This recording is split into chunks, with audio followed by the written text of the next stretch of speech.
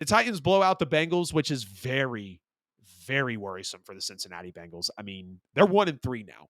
They're 1-3 coming out of September, stepping into October, and they lose 27-3 to the Tennessee Titans. The Tennessee Titans. Yes, we're talking about the same Titans team that outside of Deshaun Watson last week being shy of 11 yards, throwing for 289 passing yards, they'd allowed 3 straight games of a 300-yard passer. Joe Burrow doesn't even come in and do that. It's clear Burrow is hurt. Joe Burrow has struggled. His mobility is limiting him. The Titans also held a wide receiver under 100 yards for the first time this year. And I had said, Deshaun Watson, great game. He did it against the Titans secondary. I want to see more of what it's about. This Titans secondary is not very solid. The Bengals now are sporting the worst offense in the NFL at 12 points per game. If you would have sat back 90 days ago, scratch that. If we would have sat back week 1 and you would have told me in week 4, after week 4, that the Bengals are scoring 12 points per game, I probably would have asked you what you were smoking. Now, maybe you could have been right because the Bengals are clearly hampered behind Joe Burrow's injury. And we're going to talk a little more about Joe Burrow's injury here in a minute, or rather now, because I don't want Joe Burrow to turn out like Andrew Luck. I don't want him to be a injury, rehab, injury, pain, rehab, repeat, injury, pain, rehab, repeat. And the Bengals, in terms of sacks given up this year, have one of the better offensive lines in the NFL.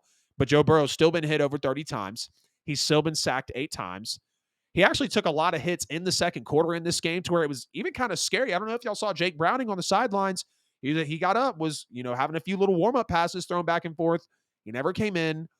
Joe Burrow was fine, but it was eye-opening. Another eye-opening thing. Why the hell is Joe Burrow in the game down 24, 10 minutes to go? He's clearly hurt. He's clearly not able to manipulate the pocket. He's clearly not able to stand in the pocket. He is not moving any type of way like he used to. And we know any quarterback that can get outside the pocket, especially like Joe Burrow, kind of manipulate the play, big arm, great accuracy, sees the field well. If you take the mobility from him, and again, he's not a Fields, he's not a Lamar, he's not a Kyler, he's not a Russ. Like, we know that. But when you can't even bounce around in the pocket, plain as day why Joe Burrow is playing the way that he is. And this was a very brutal game at halftime, 24-3 at the half to the Titans.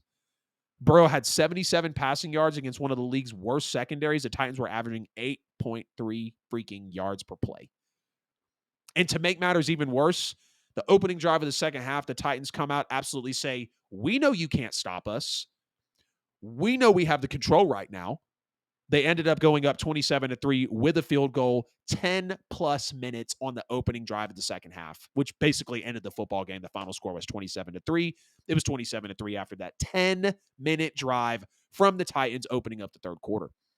Now, the Bengals did have some penalties, obviously, that did move the Titans down the field, but otherwise, they just could not effectively counter the Titans. The Titans? I know I've been saying that, but we're talking about Ryan Tannehill, who had some connections to D-Hop, who had a really nice, game plan worked up with him for Derrick Henry. Y'all know Derrick Henry threw more passing touchdowns than Joe Burrow did in that game? Yeah. This is the state of the Cincinnati Bengals that we're talking about right now. These are the same Cincinnati Bengals that were in the AFC Championship last 2 years, in the Super Bowl the year before last. Yeah, that Cincinnati Bengals. That's leaving Joe Burrow in down 24 with 10 minutes to go in a game. That Cincinnati Bengals team. I'm over here asking, where the hell was Lou Anarumo? We see a defensive masterclass against the Rams. Where is it? Ryan Tannehill was comfortable, a lot. Derrick Henry, comfortable, a lot. Open throws, a lot. You managed to make Ryan Tannehill a bottom 10 quarterback, in my opinion, in the league on most days. You managed to make him do what he did. 27 points. There was no Lou Anarumo present in this game. The Titans O-line is not good right now. They're literally missing Peter Skoronski, and Trey Hendrickson only had 0.5 sacks. But I'm going to give credit to Tim Kelly, with the Titans offense. Very pass-heavy approach here. Early down play action set up a lot of Derrick Henry's usage in this game. You get Derrick Henry with a touchdown pass. You got a trick play touchdown in this game as well. And just Tennessee's play calling overall, play calling separates the men's from the boys, the lieutenants from the generals, the winners from the losers in this league. Coaching, coaching, coaching. That's what this league runs on. If you want to build a house on 2x4s, go hire Dennis Allen. If you want to pour a nice slab and maybe have a crawl space, go hire Andy Reid. I'm just being honest. If you don't have coaching, which which the Titans did have great in this game, you're probably not going to win a lot of football games. You had Shane Bowen as well. Very nice defensive coordinating here. Some nice blitz calls to just really throw Burrow off in this football game. But I'm just going to go out and say it. The Bengals could easily be 0-4. We could easily be sitting here today talking about the Cincinnati Bengals being 0-4 if the Rams don't have some bad breaks in that game. And ultimately, if you just think back to one play, if Sean McVay runs Kyron Williams from the 2-yard line in the red zone in that game against the Bengals are 0-4. There was a couple plays in that Rams game where Sean McVay kind of outthought the room, didn't use the correct people he should have. They had some touchdowns that were overturned. And the Bengals sit at 1-3 today. And we're raving over Joe Burrow's game. 50% completion. Beat the Los Angeles Rams. First one of the year. We're all hype. But I'm here to give the realistic rundown on the actual panic that should be setting in with the Cincinnati Bengals. It's officially time to be concerned after 4 games. You have the worst offense in the NFL. You're averaging 2 touchdowns a game. Not even. You're averaging 4 field goals a game. I can't even give you extra points. The Cincinnati Bengals hold the worst offense in the NFL. The Cincinnati Bengals hold the player that makes the most money ever on a quarterback contract outside of Deshaun's guaranteed money in NFL history. And he's hurt. The O-line. Orlando Brown was trending again, just like in week 1, when they got blown out 28-3 by the Cleveland Browns. They get blown out again 27-3 by a way less team in the Tennessee Titans, or Orlando Brown is trending again. The Bengals have to sit Joe Burrow for some time, or at least they had to, because you take a look at the schedule. Not to mention, before we get into the schedule, we got T. Higgins with cracked ribs in this game, Jamar cussing out people. He said, I'm always fucking open. He was very upset.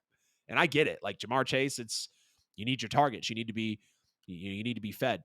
But we heard people talking about they need to sit Joe Burrow. They need to sit Joe Burrow. Why is Joe Burrow playing? What is Joe Burrow doing? What is like Zach Taylor? Hello. This is why we start to question sometimes what's actually happening. So let's look at the Bengals schedule. They lose to the Browns, 24-3 in week 1.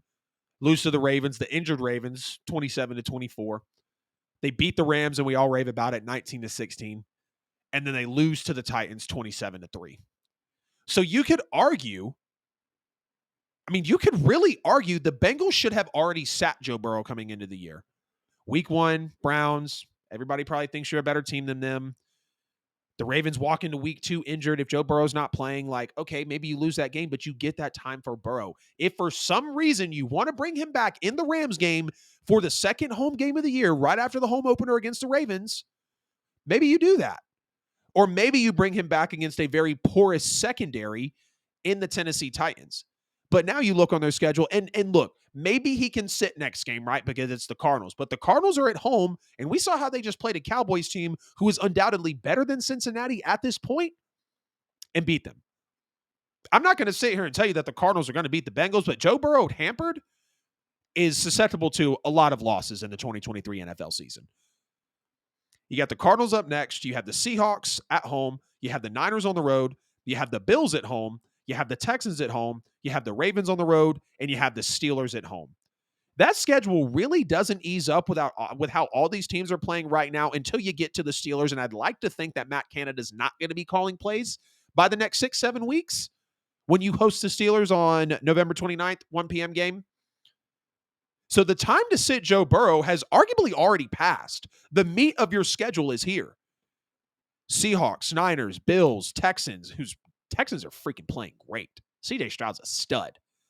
Ravens, Steelers.